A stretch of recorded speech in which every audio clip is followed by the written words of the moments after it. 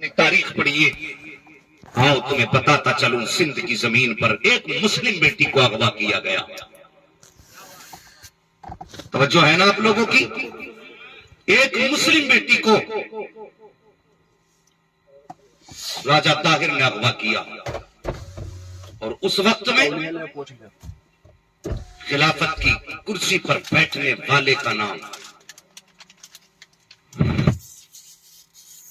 دنیا جانتی ہے. اللہ اکبر. بس بات بہت بڑھے گی. چھوٹی سی بات. اس بچی کو جب اغوا کیا گیا اس نے خط لکھا. لکھنے کے بعد وقت کے خلیفہ کے دربار میں بھیج کے کہا تھا حجاج بن یوسف اگر آج میری عزت چار دیواری میں لٹ گئی تو قیامت کے دن تیرا گریبان پکڑ کے مصطفیٰ کی بارگاہ میں لاؤں گی اور کہوں گی آقا میری عزت لٹتی رہی یہ محل میں لیٹا رہا تھا. اللہ اکبر. بیٹی نے وہ خط لکھا اور خط ملک شام پہنچا. حجاج بن یوسف نے اس خط کو دیکھا. دیکھنے کے بعد کبھی ادھر چکر کبھی ادھر چکر. سامنے حجاج بن یوسف کا بھتیجا 18 سال کا جوان محمد بن قاسم کھڑا تھا. اس نے کہا تھا چچا بات کیا ہے؟ حجاج بن یوسف نے کہا تھا بیٹے ساری فوجیں محاذ پر ہیں لیکن ایک بیٹی کا خط آیا ہے کہ اس کو اسی زمین پر سندھ کی زمین پر غیر مسلموں نے اغوا کیا ہے. اس کو قید کر کے رکھا ہے. اس نے اپنے آبرو کی بچاؤ کے لیے دہائی دی ہے. محمد بن قاسم نے کہا تھا چچا پھر کیا معاملہ ہے؟ فیصلہ کیوں نہیں فرماتے؟ جب اتنی بات کہی تھی فیصلہ کیوں نہیں فرماتے؟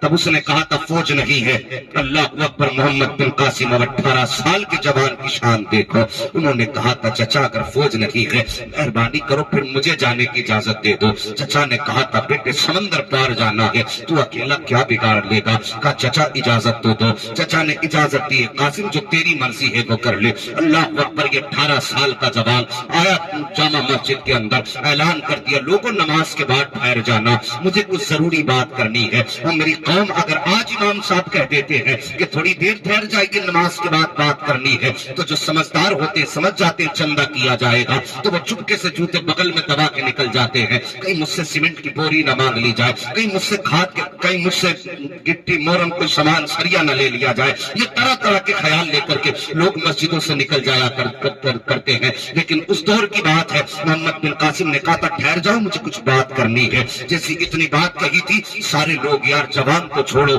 کوئی بوڑھا مسجد سے باہر نہیں گیا تھا. بوڑھا بھی چھوڑیے بچہ مسجد میں بیٹھا ہوا تھا. خدا جانے آج محمد بن قاسم کیا کہنے والے ہیں. نماز کے بعد آپ منبر پہ کھڑے ہوئے اور بیٹی کا خط پڑھ کے جب سنایا اپنی قوم کے سامنے تو کوئی آنکھ ایسی نہ تھی جو برس نہ رہی ہو, کوئی چہرہ ایسا نہ تھا جو اداس نہ ہو. اس کے بعد محمد بن قاسم نے کہا تھا اے میری قوم کے جوانوں اب میرا فیصلہ سن لو. میں اپنی قوم کی بیٹی کو بچانے کے لیے 7 سمندر پار جانے کے لیے تیار ہوں. بتاؤ تمہاری کیا رائے ہے؟ جیسی اتنی بات محمد بن قاسم نے کہی تھی تو جوان تو چھوڑیے بوڑھے اٹھ کے کھڑے ہوئے تھے. کہ محمد بن قاسم مرضی نہ پوچھ بس اتنا بتا دے گھر جانے کی اجازت ہے یا پھر سیدھے یہاں سے سمندر کے پار جانا ہے.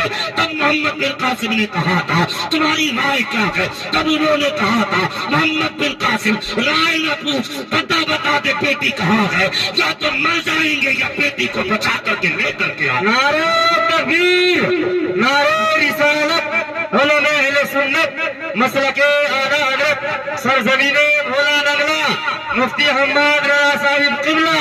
نعرہ تکبیر, نعرہ رسالت. سبحان اللہ. بہت خوب ماشاءاللہ. اللہ اکبر. تاریخ بتاتی ہے یہ 18 سال کا جوان آیا اس دھرتی پر اب بادشاہ کے دربار کی اینٹ سے اینٹ بجا دی اور جب بیٹی کو چھڑا کے لے کے جانے لگا تو کسی نے ہاتھ پکڑ کے کہا تھا محمد بن قاسم تو رہنے والا شام کا اور یہ رہنے والی مدینے کے قریب کی. بتا اس سے تیرا رشتہ کیا ہے؟ جوانوں توجہ سے سننا. بتا اس سے تیرا رشتہ کیا ہے؟ جب اتنی بات کہی تھی محمد بن قاسم کی آنکھیں برسی تھی.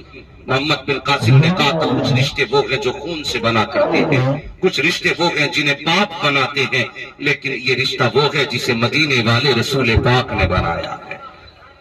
ہاں یہ میرا بھلے خاندان کا رشتہ نہیں مگر کم سے کم اس کے اور میرے بیچ مصطفیٰ کے دیے ہوئے دین و ایمان کا رشتہ ہے. یار بیٹی فاصلوں کی تھی مگر رشتہ ایمان کا تھا تو ہم حفاظت کر رہے تھے. آج ہماری بیٹیوں کی عزتیں محفوظ نہیں. جوانوں، اللہ نے ہمیں مرد بنایا ہے، عزت لوٹنے والا نہیں، عزت بچانے والا بنایا ہے. مہربانی کرو، بیٹیوں کی عزت کا خیال کرو. بیٹیوں، تم سے بھی گزارش کرتا ہوں، خدا را مہربانی کرو، سر پہ دوپٹے رکھا کرو، موقع ملتے ہی گھر سے باہر نہ نکلا کرو. اللہ اکبر. نبی کی بیٹی کی شان دیکھو. جو بیٹیاں پردہ کرتی ہیں ان کی عزت کو مشیت میں کیا کرتی ہے. جی توجہ